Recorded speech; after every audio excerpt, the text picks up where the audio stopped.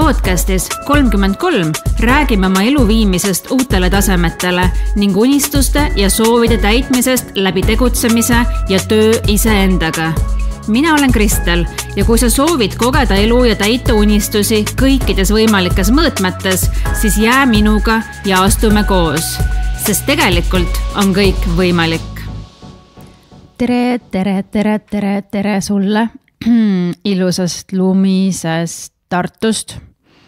Ma olen sisse seadnud ennast Dorpati hotelli 5. korrusele ja imetlen vaatepilti, mis avaneb aknast, sest et kindlasti sa oled seda juba kurguauguni kuulnud, aga tõesti, ilus on väljas, midagi pole öelda. Tõesti on. Ja ma arvangi, et tuleb hinnata neid asju, mis meil on hetkel, mis on hästi, mis on imetlusväärsed. Vahet ei ole, et sa saad seda imetleda iga päev, mis teeb teda võib-olla alateadvusele natukene vähem oluliseks või vähem hinnatavaks, aga tegelikult teadvustame endale, et see ju nii ei ole ja ütlemegi kõigile, et vaata, kui ilus on väljas ja ütleme endale, et vaata, kui ilus ja tõesti on ilus ja võtame iga päev mõne hetke, et seda vaadata ja mõelda, et jah, on küll ilus. Selle idee saab kanda laiemalt ka igale poole mujale valdkondadesse elus, et me ei pea ju ainult imetlema seda, mis meil on õues. Me ei pea rääkima ainult ilmast, vaid meil on iga päev näiteks soe kodu. Meil on iga päev need armsad perekonnaliikmed. Meil on iga päev loodetavasti meie tervis. Ja see, et need asjad on sul iga päev, ei tee neid kuidagi vähem oluliseks tegelikult. Ja üks õnnevõti võib-olla, mis tuli siinkohal välja, ongi see, et teadvusta endale ja ära mõtle, et sa oled imelik, kui sa ütled 100. korda, et vaata, kui ilus on väljas või aitäh, et mul on mu tervis või vaata, kui armsad lapsed mul on. Või ma olen nii õnnelik, et ma siin just selles kodus elan või ma olen nii õnnelik, et ma selle autoga sõidan. Vaata, kui armas koer mul on ja nii edasi. Et teadvustame endale, et see, et miski on meie ümber igapäevaselt, esiteks ei tähenda, et see kindlasti ka nii jääb. Nagu me teame, tihtipeale me hakkame asju hindama alles siis, kui neid meil ei ole või nad on peaaegu meilt ära võetud.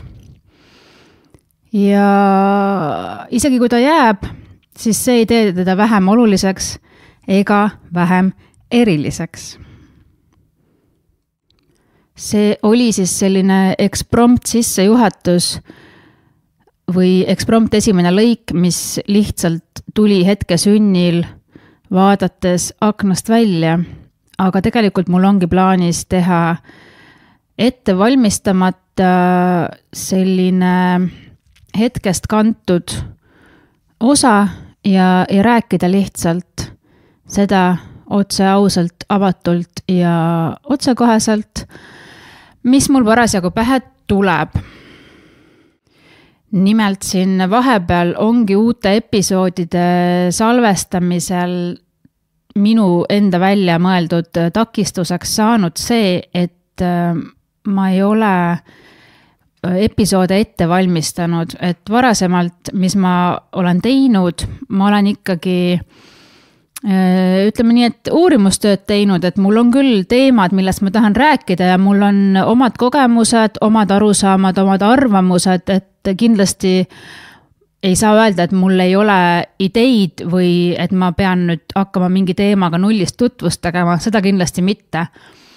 Aga lihtsalt selleks, et olla kindel, et ma ikkagi selle salvestamise ajal kõik olulise ära katan, olen ma teinud ikkagi korralikult uurimustööd, olen kõik ette valmistanud, loogiliselt järjestanud ja see on aega võtnud väga palju tunde ja seetõttu ma olen selle loonud endale takistuseks, miks vahepeal mitte episoode salvestada, kuigi ma väga tahan ja mulle väga meeldib see, et ma suvel selle podcastiga alustasin, siis ikkagi ma ei ole neid salvestisi teinud, kuna ma olen endale öelnud, et aga ma olen ju ette valmistamata. Aga nüüd ma otsustasin, et kui ma tahan, et see podcast ellu jääks ja ei sureks sinna entusiastliku alguse surma, nagu väga paljude asjadega elus juhtub, siis mina lihtsalt salvestan ja ma ei mõtle üle, ma ei mõtle, kas mul on piisavalt, kui pikk see osa tuleb, vaid ma lihtsalt usaldan ennast, ma ju tean, mida mul on öelda ja usaldan seda, mis mulle parasjagu meelele ja keelele tuleb ja mis jääb ütlemata, saab järelikult öeldud kas mõnes teises episoodis või ei saagi minu poolt öeldud ja ka see on väga okei. Mõtlesin, et valgustan natukene sind, armas kuulaja, ka selles osas, mis minu elus praegu aktuaalne on. Nimelt olime siin sügisel Tenerifel 2 aastat. Kerin siis korraks tagasi eelmisesse aastasse, kuidas see Tenerife meile üldse hinge puges. Oli see, et me läksime eelmise aasta oktoobriks, aga meile hakkas seal väga meeldima ja kuna me sattusime elama sellisesse kohta nagu Raavede hoov, võib-olla oled kuulnud, võib-olla ei ole, kindlasti otsi Facebookist selle nimeline grupp üles, kui sulle Tenerife sihtkohana natukenegi huvi pakub, saad eemalt jälgida ja vaadata, millega nad seal tegelevad ja siis kui tunned, et aeg on õige, võib-olla üks hetk isegi sinna kanti lennupiletit soetada. Aga igatahes tänu Raavedele me sattusime seal Tenerifel kohe sellisesse mõnusasse tavaellu, et me ei elanud seal nagu turistid, vaid oligi selline tore igapäevane kulgemine. Ja üsna pea läks ka mul laps seal kooli. Nimelt seal on üks tore briti kool, kus siis kõik õppetöö toimub inglise keeles ja sinna võib laps minna täpselt selliseks perioodiks, nagu temal vaja on, puudub igasugune suur paberitöö vajadus ja nii edasi. Et seetõttu see meile väga meeldis ja tütar mul sinna ka läks. Ja kui eelmine aasta saabus oktoobri lõpp ja meil olid lennupiletid tagasi, paralleelselt olid ka veel aktuaalsed siin Eestis või üldse igal pool kõiksugused ürituste keelud ja lukustused nii-öelda, et siis oktoobri lõpuks meil sündis otsus, et jah, me lendame nende lennupiletitega küll Eestisse, aga me võtame sealt auto, anname ära oma üürikorteri, võtame koera ja asume 4 rattal novembri alguses Tenerife poole tagasi teele. Ja nii me tegimegi siis, olime nädal aega Eestis, pakkisime, organiseerisime ja siis nädal aja pärast olime oma poole aasta varuga autos ja Rootsi kaudu teel Tenerifele ja jäimegi märtsini. Millalgi märtsi keskel alustasime rahulikult tagasiteed, peatusime veel Mandri Hispaanias üsna mitmes kohas ja siis märtsi lõpp, aprilli algus olime tagasi. Et eelmine talv selles mõttes jäi meil totaalselt vahele. Ja sellega täitus ka minu üks suuri unistusi, milleks siis ongi see meie külma ilma eest põgenemine. Küll aga ei olnud selle üle, samas tal kindlasti ta oli õnnelik, aga samas ikkagi lapsel oli natukene kurb ka, et ta jäi ilma lumes möllamisest ja samuti jäid siis ära jõulud sugulaste seltsis. Loomulikult seal kohapeal Tenerifel me jõule tähistasime, täpselt nii nagu siin Eestiski, oli kuusk, olid kingitused, oli ühine söömine, aga jah, ei olnud see, millega laps siiani harjunud oli. Ja siis keerides edasi olemegi nüüd selles aastas, kus siis saigi langetatud erinevatel põhjustel selline otsus, et veetsime siis nüüd 1,5 kuud Tenerifel ja tõesti kahju oli ära tulla. Samas ma saan aru, et sel aastal ongi see vajalik erinevatel põhjustel. Ja see viibki mind tänase teema juurde, milleks on siis enese toetamine olukorras, kus väline situatsioon ei ole just sinule meeltmööda. Kui sa oled situatsioonis, kus asjad ei ole nii, nagu sa tahaksid, siis on sul mitu varianti. Variant 1 on see, et sa teed selle tunde, et sulle ei meeldi see olukord. Sa teed selle tunde valeks ja sunnid ennast mõtlema positiivseid mõtteid.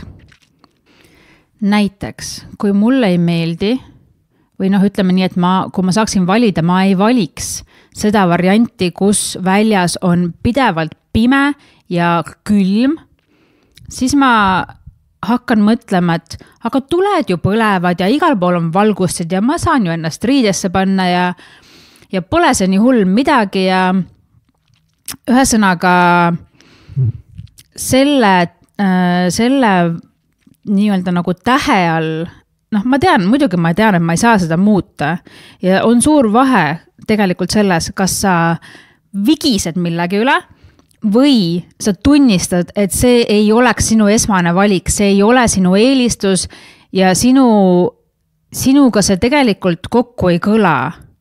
Et seal on suur vahe, kas meile ei saa kõik asjad meeldida ja meile ei pea kõik asjad meeldima ja me ei pea endale rääkima musta valgeks, me ei pea endale suruma neid asju peale, mis meile ei meeldi. Ja nüüd me jõuamegi sinna, et jah, ma ei saa näiteks muuta seda pimedust ja külmust ja ma ei saa muuta näiteks mõnda oma perekonnaliiget või koolis õpetajat või töökaaslast või liikluses teisi autosid. Ma ei saa neid muuta, aga ma ei pea ennast sundima, et mulle hakkaks need meeldima. Ma ei pea, ma kordan seda veel kord, mulle ei pea mitte kunagi hakkama näiteks Eesti talv meeldima. Ma räägin selle talve näitel, sest et see on lihtne, see on aktuaalne, aga samas tea, et seda saab igasuguse olukorra peale üle kanda, mis iganes siis on väliskeskkonna tingimus, mida sina ei saa muuta. Nii, mul ei pea kunagi hakkama Eesti talv meeldima. See ei tähenda, et ma peaksin siit ära põgenema. See ei tähenda, et mulle peaks ütlema, et aga mis sa siis elad siin. Lihtsalt küsimus on selles, kas ma nüüd selles olukorras sunnin endale peale seda toksilist positiivsust ja iga päev räägin, kuidas ma ei tohiks öelda, et see mulle ei meeldi, kuna ma ei saa ju seda niikuinii muuta, vaid kuidas ma ikka pean siin leidma positiivseid asju ja pean sellest ikkagi rääkima hästi. Või teine variant, mida mina isiklikult soovitaksin rohkem, mida ma ka ise siin järjest praktiseerin, on see, et ma tunnistan endale, jah, pole minu teema. Ja võib öelda, et isegi mõjub mulle tihtipeale energiat võtvalt. Ma tahtsin öelda, et mõjub halvasti, aga halvasti see nüüd selles mõttes ikkagi ei mõju, aga tõesti, jah, kuna see ei ole minu eelistus, see ei anna mulle energiat, vaid tõesti see aeg pigem võtab. Ja kindlasti talve puhul on see enamikul inimestest niimoodi. Ja me peamegi seda endale teadvustama. ühesõnaga, no näete, ette kirjutamata, ette valmistamata osa, jutt hüppab, aga no point sellest ei muutu. Kui me surume peale, et meile peab see meeldima, sest et me elame siin ja me ei saa seda muuta ja bla, bla, bla, bla, bla ja mõtle ikka positiivselt, siis juhtub see, et me sunnime näiteks siin talves pimedas, kui meie kehal füüsiliselt on vähem energiat, me sunnime ennast ikkagi nagu täiega käimas olema, täiega rattas olema, sellepärast, et me ju tahame puhata suvel, on ju. Et me oleme ikkagi teinud plaane ja aasta lõpp ja viimased võimalused veel seda aastat nagu hästi lõpetada, et ikkagi need eesmärgid, mis aasta alguses said paika pandud, et neile nüüd siin lõpusport ja siis on veel kõik üritused ja peod ja kingituste ostmise rallid ja see ikkagi on ju Eestis iga aasta nii see talv ja meile peab see meeldima ja ühesõnaga oma arust räägime endale mustavalgeks, hoiame ennast käigus, siis mingi hetk lihtsalt sa võid tajuda, et esiteks sa oled närvilisem, sa oled stressis, sa ei oska täpselt näppu peale panna, et mis asi see on, aga sa võid ärrituda kergesti näiteks või sa oled lihtsalt üleväsinud ja sa ei saa aru, mis on ja sa arvadki, et su lapsed ajavad sind närvi või mees käitub valesti. Aga tegelikult on lihtsalt see, et sa ei kuula ennast.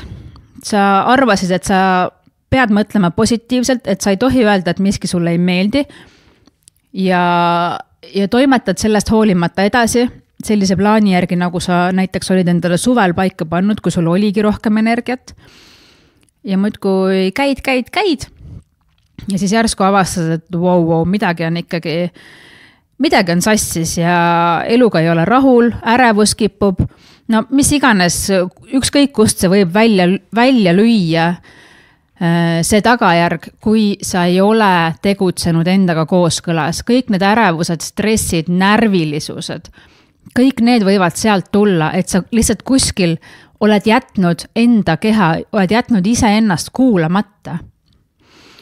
Ma olen teinud niimoodi väga palju ja mitte talve puhul ainult, vaid üldse. Mingi olukord on mul olnud elus, mis mind häirib, mis mind närib, mis mulle ei meeldi ja ma olen nagu oma peas ise ennast kogu aeg rahustanud näiteks, et Kristel, sa tead, et see läheb mööda, sa oled sellest ennegi välja tulnud, no mis on kõige hullem asi, mis sul juhtuda saab, kõik saab korda, su elu ei ole ohus, sa ei pea seda ärevust tundma. Ühesõnaga sõnadega rahustan ennast ja jutt ju jumal õige, ongi, kõik on mööduv, kõik on alati muutumises, ükski olukord ei ole jääv, pole põhjust liigselt muretseda, mõtle positiivselt ja küll siis kõik paremaks läheb. Ühesõnaga kõik raamatust võetud ilusad sõnad, mis ei ole üldsegi valed. Aga varem või hiljem ma lihtsalt plahvatan. Ongi, ma kas karjun elukaaslase peale, ma ei tea, lihtsalt kuskil murdun, midagi juhtub. Ja siis ma vaatan tagasi ja näen, et ma olen näiteks viimased nädal aega mingi teema osas ennast üritanud ümber veenda, ennast üritanud maha rahustada. Jah, ma olen endale head tahtnud, aga see ei toimi. Ise endale ei valeta ja ise endale musta valgeks ei räägi. Ja nüüd me jõuamegi sinna, mis tegelikult toimib. Toimib see, et sa oled endaga hell, sa teadvustad seda, mis olukorras sa oled ja sa ütled, et jah, olukord ongi S ja nüüd tahab tulla kuulus lause kunagiselt Eesti presidendilt, te ilmselt teate seda lauset, ma ei hakka seda ütlema, sest et see vist siia konteksti väga ei kuulu. Aga jah, näiteks jälle tulles tagasi selle talvise aja juurde, jah, minule see pimedus ei toimi. Mulle ei meeldi, kui ma lähen välja ja seal on külm. Ma kaifin, ma jumaldan seda, kui ma saan saan minna toast välja lühikestes riietes, ma saan minna toast välja ilma, et ma peaksin mingisuguseid asju endale selga, kaela, kõrva, pähe, jalga, kätte toppima. Et jah, esiteks, mida ma saan enda heaks teha, on see, et vaadata ennast sellisena, nagu ma olen ja mitte üritada ennast ümber veenda, et oi, see pimedus on ka tegelikult nii tore. Ei ole, mulle ei meeldi. Ma vaatan ennast sellisena, nagu ma olen. Ja nüüd on oluline see, alustame sellest, ma ei lähe sellel teemal virisema mitte kellegi juurde.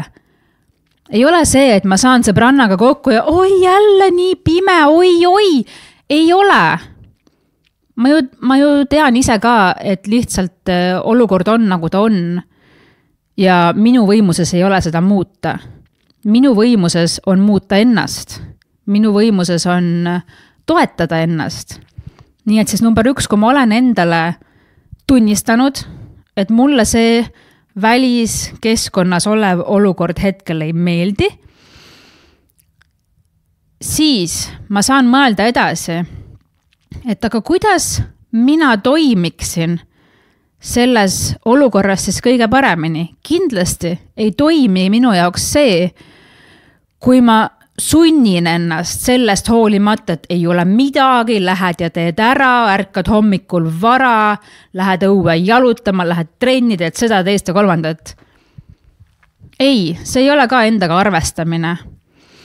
Ma lihtsalt peangi teadma, et näiteks need 3 kuud aastas on sellised, kus mul ei ole jaksu iga külla kutset vastu võtta.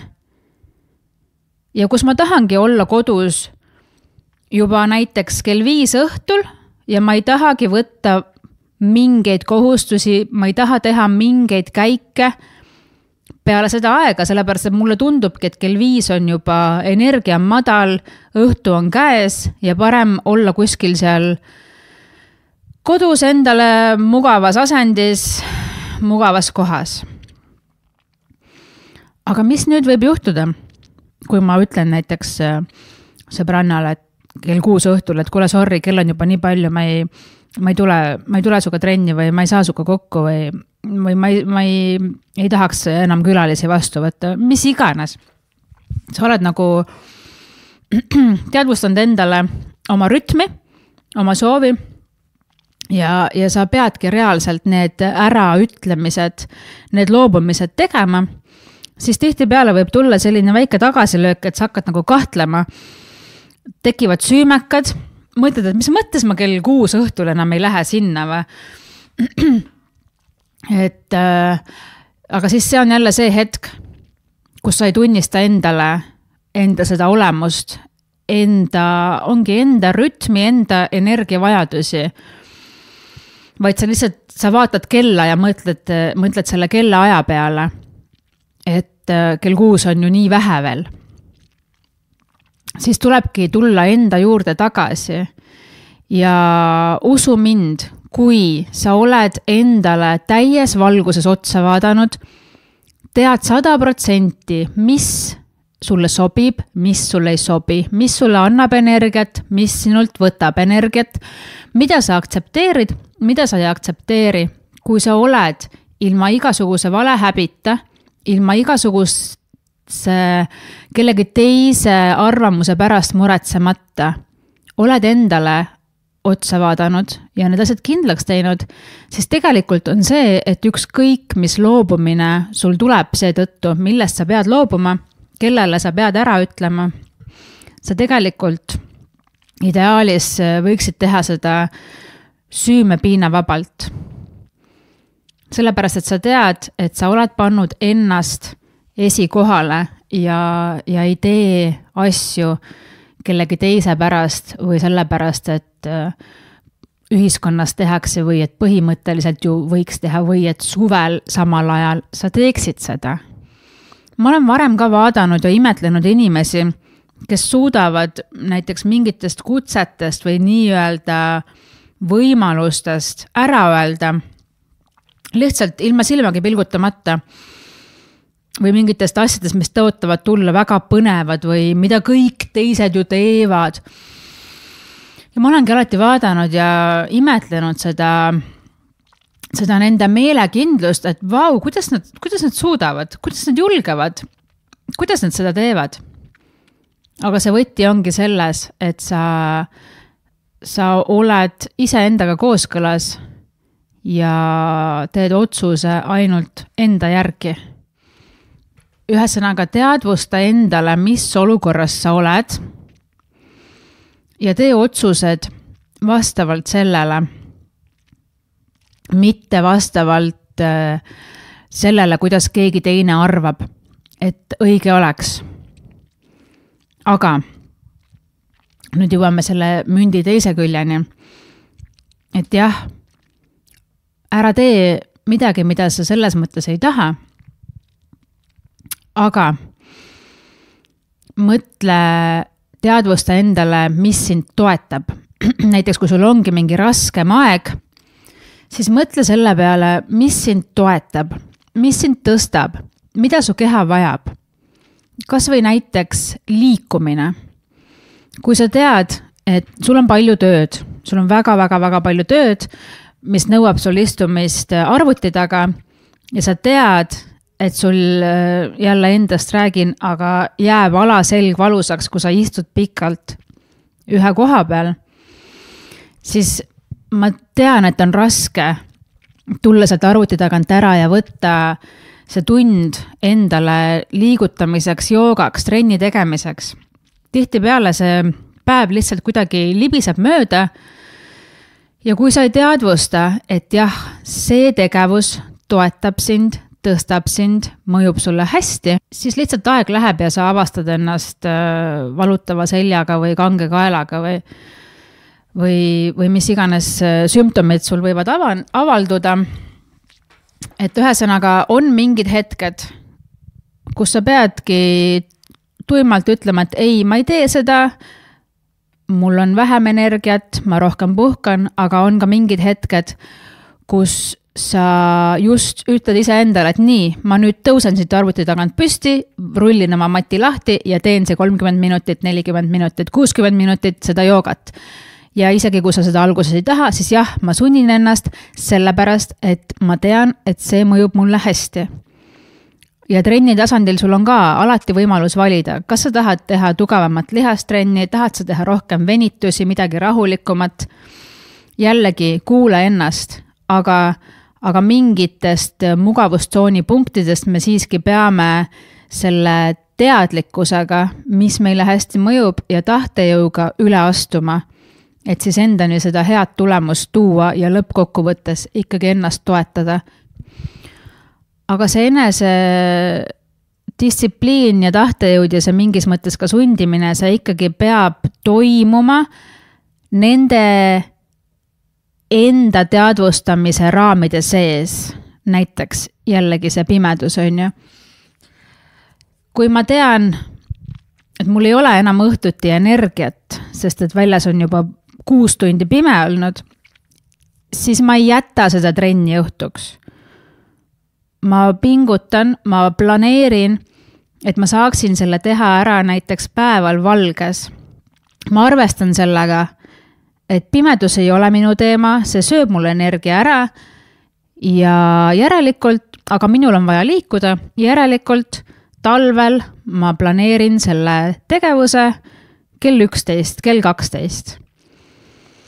Et sa lihtsalt vaatad endale otsa, paned paika need raamid, milles sa tegutsed ja selle raami sees ikkagi teed endale parimaid otsuseid. Sa ei tee endale selles mõttes allahindlust, et ma ei tee kohe mitte midagi siin talvel. Sest sa tead, et tagantjärele see ei mõju sulle hästi. See ei toeta sind, see lihtsalt ei toeta sind. Ja tänane teema ongi enese toetamine ja just nimelt pehmelt toetamine, mitte hambad ristis toksilise positiivsusega enese sundimine. Seal on suur vahe sees. Toetavatest tegevustest veel näiteid, et näiteks kui ma tean, et mul on talvel vähem energiat, siis ma tegutsen selle nimel, et mitte planeerida omal neid päevi niimoodi üksipulki täis. Ja ongi jällegi teadlikult, ma ei võta kõiki tööpakkumisi näiteks vastu. Ma kõiki abipalveid või abiküsimisi ühesõnaga, ma ei võta endale liigselt kohustusi, ma võtan kohe julgelt poole vähem kohustusi, kui ma esimese hooga võib-olla tahaksin, aga ma tean, et praegune hooaeg on nii ja luban endal neid kohustusi mitte vastu võtta. Tenerifelt Eestisse jõudes mina otsustasin ka, et minu järgmise aasta üks eesmärk on järgmise aasta detsembris siis mitte tööd teha ja seda mitte siis selle arvelt, et ma nüüd suvel ei võta puhkust või midagi sellist, vaid lihtsalt sättida oma asjad nii, et lisaks ka muul ajal puhkamisele ma saan võtta detsembri rahulikult. Saangi kasutada seda pimedat aega enda sisse vaatamiseks, korrastada oma märkmeid, lugeda raamatuid, läbida kursusi, mida iganes ma hinges tunnen, et ma tahan teha. Aga ideaalis võiks detsembrikuus mitte olla ühtegi tähtajalist kohustust kellegi teise ees. Et see oleks mõnus, see sobiks mulle ja me võime unistada suurelt. Ja me ei pea mõtlema, et kes nüüd olen mina siin ei taha kuu aega tööd teha. Ei, julgelt tunnistage endale, mida te soovite ja loomulikult tuleb selle nimel tööd teha. Loomulikult ma juba terve järgmine aasta selle nimel teen tööd. Ongi näiteks stiilis, panen detsembri jaoks elamisraha kõrvale ja teine asi, hakkan vaatama järjest rohkem seda, kas ja mida ma saaksin delegeerida või kedagi endale appi kutsuda. Et seoses kodulehtede ja turunduse tegemisega ka siin järjest rohkem ikkagi tuleb erinevaid tegevusi juurde, et hea meelega leian endale kellegi, natukene ka mul juba on abiväge, aga tõesti hakata mõtlema järjest suuremalt ja see ju aitabki täita, annab vabaduse täita neid unistusi, mis päriselt sinuga kokku lähevad. Vaikselt peaks hakkama otsi kokku tõmbama, aga mõtlesin, et tahaks mõne näite veel tuua, kuidas ikkagi ennast toetada saab. Hetkel mul tõesti see talvevärk on nii aktuaalne, et ma saan siin tuua ainult näiteid, millega ma siis praegu siin talvel ennast toetan. Et mida ma pean sundima näiteks, on ennast päeval välja minema. Ma tean, et mul on seda valget aega vaja, mul on värsket õhku vaja, neid kahte koos. Ja jällegi nagu trenni tegemisega, päeval oled seal oma toimestustes nii sees, et ei tule selle peale, et lükkaks nüüd korraks selle arvutikaane kinni, paneks riidesse ja läheks õue. See on jällegi üks selline asi, mida ma pean endale meelde tuletama, milleks ma pean tahtejõudu kasutama, aga kui ma selle ära teen, siis ma tean, et see teenis mind ja see toetas mind. Ja teate mis? Kui ma luban endal olla selles tundes, mul on tõesti juba imelik sellest talvest rääkida või pimedasest või külmast, aga okei, lasta siis olla selle episoodi läbivaks näiteks. Ühesõnaga, kui ma luban endal olla selles tundes, et mulle ei meeldi see, või et mulle ei sobi see, ma ei meeldi, on ka selline karm sõna natukene. Aga ühesõnaga jah, et see ei ole mulle meeltmööda. Kui ma luban endal olla selles tundes, et see, mis väljas toimub, ei ole mulle meeltmööda ja toetan ennast ja käitun vastavalt, arvestan oma energiaga, siis võib juhtuda see, et ma üks hetk hakkan väga talve nautima ja see päriselt hakkab mulle meeldima. Või võtame näiteks kaalulangetuse. Oletame, et sa tahad kaotada 20 kilo näiteks. Siis läbi selle, kui sa vaatad peeglisse ja ütled endale, kurat, ma olen kole, milline ma välja näen, miks ma selline olen nii jube. Tõenäoliselt see kaal ei lange. Aga kui sa õpid armastama ennast sellisena, nagu sa oled, õpid endaga arvestama, õpid tegema endast lähtuvaid valikuid, siis tõenäosus on väga suur, et sellest kaalust sa vabaned. Või uute oskustega. Tahad osata paremini matemaatikat. Siis kuidas sa sinna jõuad? Kas läbi selle, et sa ütled endale, et kui loll sa oled, kui rumal, kuidas sa juba ei oska, kuidas sa ei tea, või läbi selle, et sa tunnistad endale, et jah, ma praegu ei oska seda, jah, ma ei tea, jah, see on raske. Ja siis teed otsused jällegi lähtuvalt endast ja jõuadki sinna, kuhu sa oled soovinud jõuda. Sama asi kehtib ka näiteks laste kohta, kui me tahame last, et meie laps midagi teeks. Näiteks õpiks oma koolitüki selgeks, koristaks oma toa ära, siis kuidas me sinna jõuame? Kas me jõuame sinna nii, kui ütleme, kui halb ta praegu on ja kui valesti ta teeb ja kui valesti ta mõtleb ja kuidas ta ikkagi võiks teistmoodi mõelda? Või me jõuame sinna ikkagi läbi armastuse, läbi pehmuse, läbi aktsepteerimise.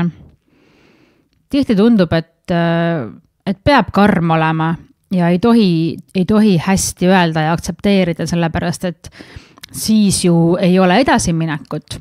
Aga tegelikult paradoks on selles, et asi on vastupidi. Kokkuvõtteks siis, mis iganes olukord sul ümber ei ole, siis luba endal tunda, luba endal arvata ja ära sunni endale peale alati kindlasti just seda positiivsust. Sinul on lubatud tunda absoluutselt kõiki tundeid. Tunnista neid endale, luba endal tunda, tee lähtuvalt sellest otsuseid, ole endaga hell, samas tunnista ja tea ka seda, mis on sulle hea.